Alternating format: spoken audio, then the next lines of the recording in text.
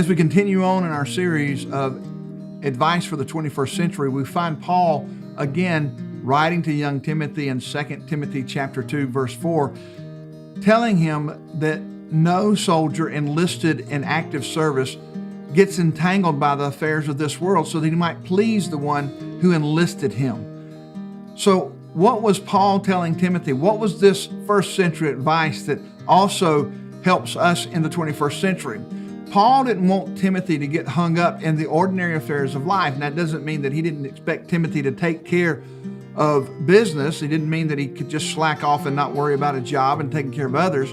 But what Paul wanted him to understand is what it was to have the priority of service to Jesus Christ, that he didn't get distracted by the cares of the world, that they didn't dictate to him when and what was obedience to him in Christ. And see, that's what it is to be entangled. It means that the things of the world take priority of the things of Christ.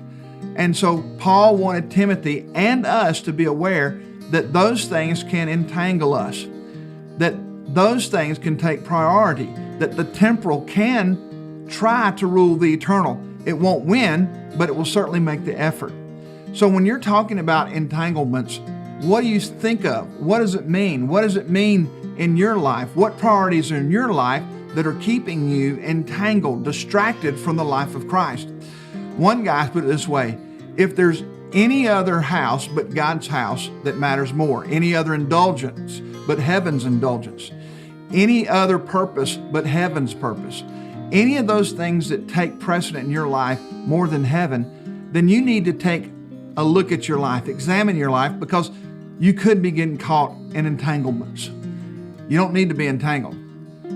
Keep your eyes on Jesus. Think about the eternal significance of your choices. Think about what it means to walk through snares, not into snares.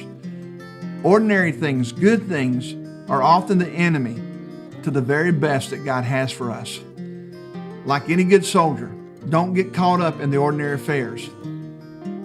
Beware of those entanglements. God bless you.